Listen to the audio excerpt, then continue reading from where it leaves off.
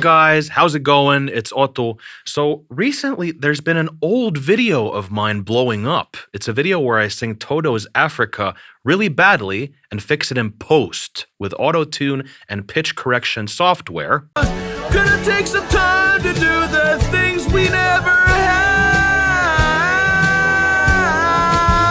Gonna take some time to do the things we never had. It's so weird. That video is 2 years old. Hi, Otto of 2 years ago. These days, the content is laser focused on metal and rock because that's what I'm the most passionate about. And that's also the line of music production that I know the best. So it's a little bit weird to come out with a video that's just like, hey, check out auto-tune. You know, it's kind of weird. But then I got an idea. So there are metal vocalists that sing super high, something like Judas Priest, Painkiller, you know, really high, that whole thing. But some people out there are baritones and they can't hit the high notes. I realize I'm a baritone. So I was wondering, what if you sang Painkiller super low and brought it up with pitch correction software? Does it sound good? Can you get away with that? Let's find out. But one thing I want to talk about before I begin is the difference between auto-tune and just pitch correction. So the auto-tune name is in the title. That's because lots of people call all kinds of pitch correction auto-tune. So the main difference between those two is that auto-tune tunes your voice automatically to the closest note, like this. But with pitch correction software like Melodyne, you can sing off key and manually move notes around to the right pitch. Auto-tune is automatic. Pitch correction like Melodyne is manual. So people generally talk about auto-tune, but we're using pitch correction software today. I mean, we could also put auto-tune on it for fun. Why not? Okay, let's begin. So first of all, I'm going to sing you Painkiller how it is normally, just to hear how it sounds like when it's just genuine, with no pitch correction, nothing. All right, here we go.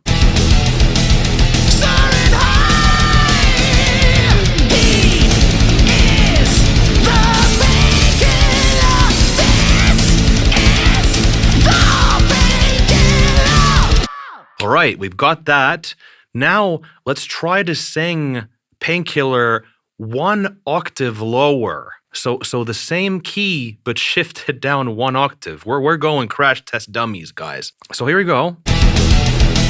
Soaring high, he is the painkiller.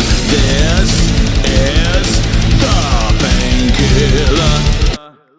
All right, that's what that sounds like. I'm not optimistic about pitch correcting an octave lower vocal up to pitch, because what happens is when there's more distance between the note that you sang and the note you want to get to, and you pitch correct, the more distance there is between the notes, the more it's going to sound like you're Mickey Mouse and you've got a sock in your mouth. Not good. So it's not good to just sing in any key. Like it's the closer you are to the actual key, the better results you get. So in the end, it is better to know how to sing. but we'll see what happens. Maybe I'll be surprised. I don't know. I don't think so, but we'll see. All right, so now we're going to sing somewhere in between and see what happens when there's less distance between the vocal line we sing and when we pitch to the correct key. Here we go. Soaring high, he is the painkiller. This is the painkiller. All right, so that's what that sounds like. So this one's definitely gonna sound better. But here's the thing, I'm singing this in chest voice. So chest voice is what I'm doing right now. So I'm singing in the normal speaking tone. But Judas Priest is up here, up here, and that's head voice. Head voice, chest voice, head voice. So if you go, nah, instead of, nah, it's completely different. So we'll see what happens. We're gonna start doing this now. Here we go. All right, peeps, we begin. So here we have the session. First of all, we have the instrumental track. This is all music. It's just the same Judas Priest chorus bit that I used. Then we have the first vocal track, which you can see has my recordings over here. Here's the original, here's the octave lower bit, and here's the in-betweeny. So we're gonna have to pitch correct these two. So I've created one track over here, and that one has Melodyne, which is the pitch correction software. I've also put a compressor here, which helps us give kind of a better representation of a squash track, but we're focusing on Melodyne. So first of all, we're gonna take these two clips, octave lower, in-betweeny, then we're gonna move them to this track with Melodyne. So first of all, we're gonna place the playhead right before the clips start. Then we'll drag our mouse to Melodyne and the inserts here. I use Pro Tools, by the way. This is Melodyne. Hello. Then we go up to transfer, click on that, and we press space. So pressing space means play. So what happens is when the clips are being played, Melodyne analyzes these clips. So here we go. We're going to press space for play. Soaring high. Yeah, there it is. Analyzing the process going. And the next one's coming up. We'll just wait. Soaring high. Okay, now we press space to stop the analyzing process. Look at that. Melodyne has found all the notes, and this is where things get interesting. You know what we're gonna do? We're just gonna select everything, all the notes with the mouse. We are literally moving all these notes an octave up. That's all we're doing. So we can see that there's a B over here. That's where the first blob of notage is. And we're gonna move that one octave up. Soaring. Let's hear it. Soaring high. He is the painkiller. You know what I messed up? I sang 2 octaves lower. Here you can hear the sock effect that you get, right? Soaring high. Soaring high. You know? And now we go higher. Soaring high. He is the painkiller. Oh my goodness. Does not sound good, does it? Okay, now that we've done that, we're gonna move on to the next ones that are sang a little bit higher. They're over here. Gonna select all these notes, move them up like we did last time. The painkiller. Oh, I didn't get some of the notes there. Painkiller! It's down here. So you just move it manually up to where you want to get it. There. Painkiller. So now what we're going to do is we're going to record these clips from this track to the other track that has all the other processing. So there's compressors, reverb, delay, de-esser, all this typical stuff. We're just going to record this information to this track. So how do we do that? We go to the output of this track with Melodyne in it, over here. Go to bus, take bus 1. And now on the process track, we're going to go to input and choose bus 1. So the way you can think about this whole bus process is kind of like plugging a guitar into an amp. You have a cable in between. So the guitar is the track with the Melodyne processing, the bus is the cable, and the cable gets connected to the amp, which in this case is the track with all the other processing, like reverbs, delays, and so forth. Bus is a virtual cable. That's what I was taught in school. Now we're going to click the record enable button on the track with all the processing, and we're going to record the data on the process track. Now we press record.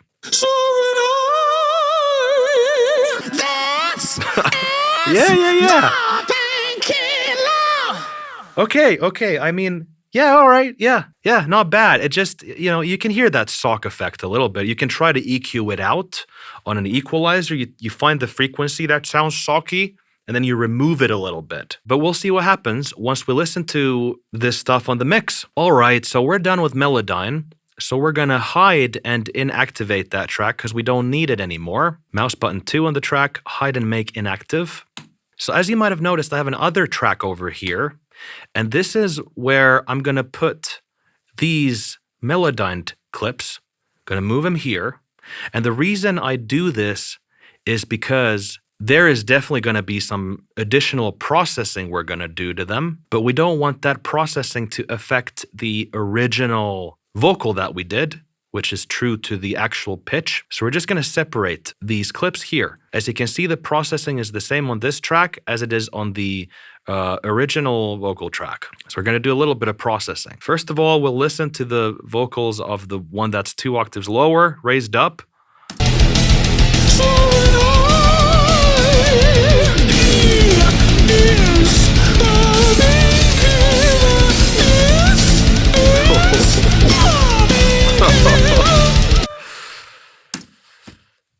You know, with that one, we're not even going to bother. It sounds like Hatsune Miku, and it's fine like that. You can't really save it. It's just, what's the point? Let's put auto-tune on that in the end. How about that? It doesn't sound good. It's not usable. But the second one we have more hopes for. So let's hear it.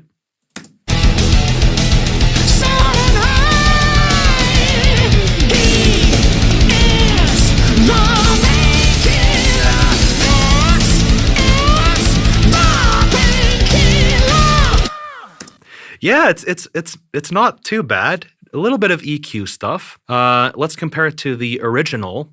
So how you should sing it.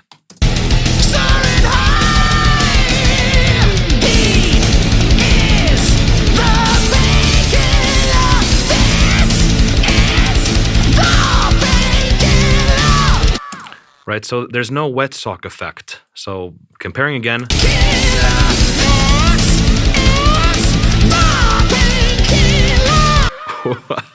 Sounds really funny. So let's do so that we'll add an EQ to fine tune some of the frequencies and see what we can do. So we go to the inserts of this track, boom, multi-channel plugins, EQ, Fab Filter Pro Q3, boom. So this is Pro Q3. Let's press space and have a listen. So as you might have noticed, what's cool about this plugin is that it shows you all the frequency information at any given point, and it's live. So you can see with your eyes what frequencies are going on, and if you hear something, you can see it too. It's amazing. So how this works is you click on the line over here, and then you adjust the frequencies accordingly, like this and that and that. It's not going to sound good if I do that, so we'll just not do that. All right, so we'll just listen and take out frequencies that I don't like. Press play.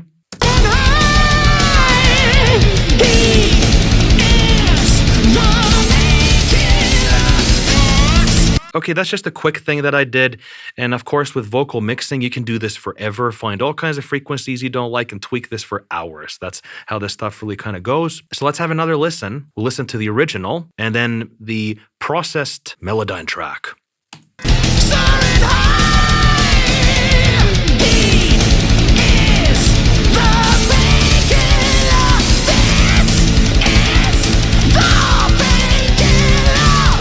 Now the other one.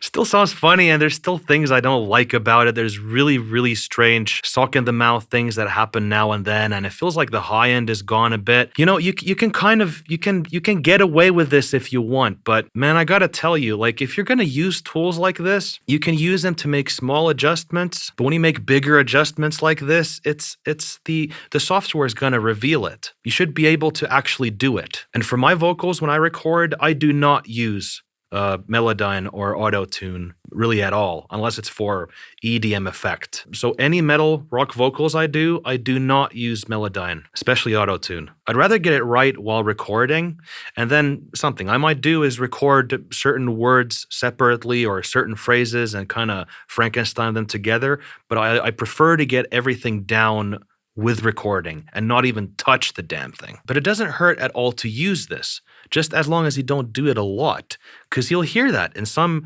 productions is you can tell that it's there. And then people might say that, oh, I can hear that there's auto-tune. Just don't abuse this stuff, you know? But anyway, let's actually include some auto-tune here and make Hatsune Miku come to life. So we'll go to the inserts, boom, multi-channel plugins, pitch shift, and M Auto Pitch. So this software is completely free and it does its job really well. Well, first of all, let's have maximum auto tune. So we're just going to put a lot of depth and a lot of speed. Now, what is good to do is to find out the key of the song and then actually select the key from the plugin. And then you can choose if it's chromatic, major, minor, or pentatonic.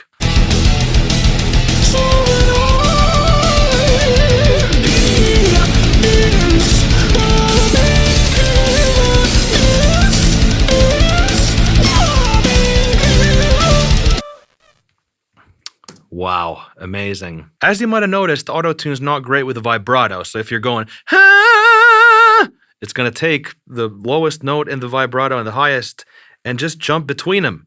And it goes, it's just not good. Anyway, hope you enjoyed the video. If you want to check out M Auto Pitch, I've got a link in the description. And if you want to check out Melodyne, I've got an affiliate link to the product underneath. So if you get Melodyne, I'll get a small commission.